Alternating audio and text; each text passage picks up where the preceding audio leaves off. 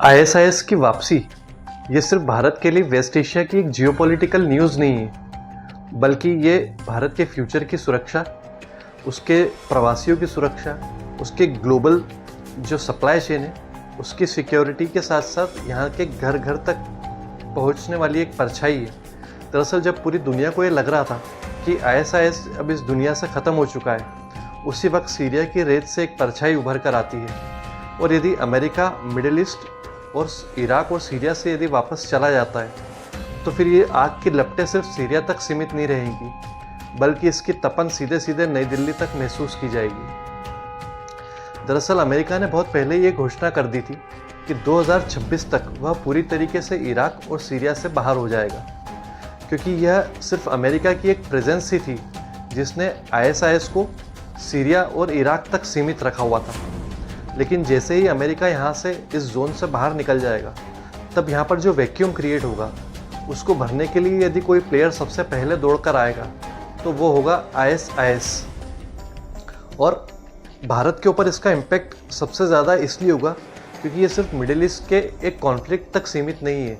बल्कि ये भारत के उन 8 मिलियन प्रवासियों की सुरक्षा और भारत की सप्लाई चेन और इस रीजन की पूरी स्टेबिलिटी से रिलेटेड मुद्दा है, जिसका इम्पैक्ट इन सभी चीज़ों के ऊपर आएगा, जो कि भारत के दृष्टिकोण से बहुत ज़्यादा इम्पॉर्टेंट हो जाती है।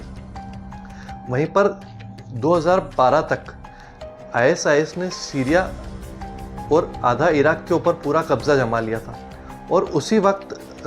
जब उसके लड़ाकों की संख्या आज घटकर सिर्फ 2500 रह गई है। लेकिन संख्या बल के हिसाब से ज़रूर आईएसआईएस कमज़ोर दिखता है, लेकिन आज के समय में आईसिस की सबसे बड़ी ताकत यदि कोई है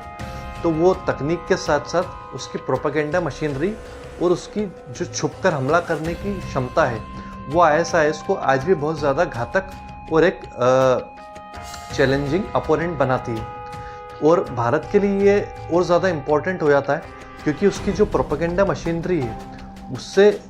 वो स्लीपर सेल को भारत में बड़ी संख्या में एक्टिवेट करने की क्षमता रखता है, जो कि कश्मीर से लेकर केरला तक युवाओं को अपनी ओर आकर्षित करता है, और ये भारत की सुरक्षा की दृष्टि से बहुत इम्पोर्टेंट हो जाता है। वहीं पर सीरिया में एक और इम्पोर्टेंट फैक्टर है कि असद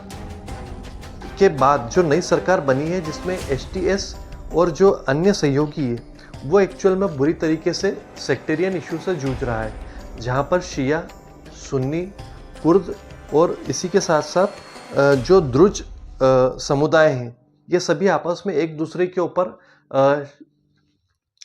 एक भरोसा न करने का जो फैक्टर है, जिसके अंदर सभी एक दूसरे को शक की नज़र से देखते हैं और इनके बीच में आपसी भारी मतभेद है, और इसी का फ़ायदा जो है आईएसआईएस उठा रहा है और वो बड़ी संख्या में अपने यहाँ भर्ती कर रहा है लोगों की, इसी शक का और आपसी मतभेद का फ़ायदा उठाकर। और यदि सीरिया में ये जंग बढ़ती है तो भारत के लिए जो वेस्ट एशिया की डिप्लोमेसी है वो और ज़्यादा कॉम्प्लिकेटेड हो जाएगी, क्योंकि तेल के दाम बढ़ेंगे और खाड़ी देशों के अंदर एक इंस्टेबिलिटी बढ़ेगी, जिसकी वजह से भारत के जो 80 लाख प्रवासी वहाँ पर रहते हैं उनकी सुरक्षा के ऊपर एक सवालिया निशान बन जाएगा। और इसी के साथ साथ भारत की जो सप्लाई चेन है जो कि वहाँ पूरे मिडिल ईस्ट से होकर आती है, उसके ऊपर एक बहुत बड़ा सिक्योरिटी थ्रेट आ जाएगा। आईएसआईएस की वापसी जो है सिर्फ सीरिया तक ही सीमित नहीं है, क्योंकि यदि इसराइल के हर एक बढ़ते हुए हमले के साथ और ईरान के उस एरिया में एक्टिव होने के साथ साथ आईएसआईएस की मौजूदगी और ज़्यादा बढ़ती है, क्योंकि गाज़ा में जैसे जैसे इसराइल के हमले बढ़ते हैं वो वहाँ पर और ज़्यादा हर एक हमले के साथ साथ अराजकता छोड़ जाता है, और यही अराजकता जो है वो आईसिस को ऑक्सीजन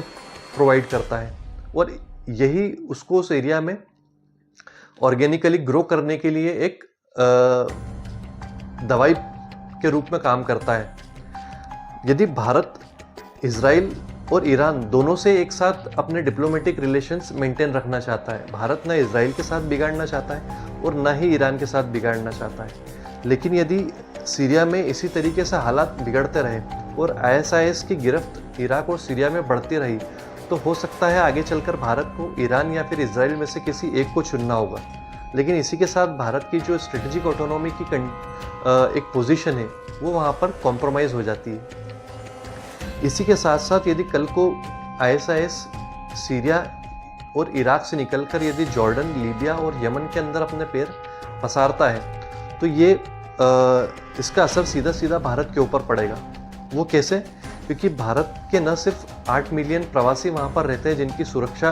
की जिम्मेदारी भारत के कंधों पर है, इसी के साथ साथ भारत की ऊर्जा भी वहीं से आती है और भारत की कूटनीति की दृष्टि से भी ये बहुत ज़्यादा अहम हो जाता है। लेकिन सबसे बड़ा सवाल ये नहीं है कि अमेरिका मिडिल ईस्ट में अब रुकेगा या नहीं, बल्कि सवाल ये है कि अमेरिका की एब्सेंस में क्या भारत वहाँ पर अपने दम पर खड़ा रह पाएगा या नहीं, और इन इश्यूज़ को अपने बलबूते हैंडल कर पाएगा या नहीं। क्योंकि आईएसआईएस की वापसी जो है सिर्फ सीरिया की कहानी नहीं है, बल्कि ये दुनिया को याद दिलाता है कि कभी भी आतंकवाद और आईएसआईएस जैसे संगठन ये कभी भी पूरी तरीके से ख़त्म नहीं होते, बल्कि ये सिर्फ परछाई में चले जाते हैं और सही समय आने पर ये अपने आप वापस उभर कर आते हैं, जैसा कि इस वक्त आईएसआईएस सीरिया से धीरे धीरे अपनी पहुंच बढ़ा रहा है। अब दिल्ली के लिए सबसे बड़ा सवाल ये है कि क्या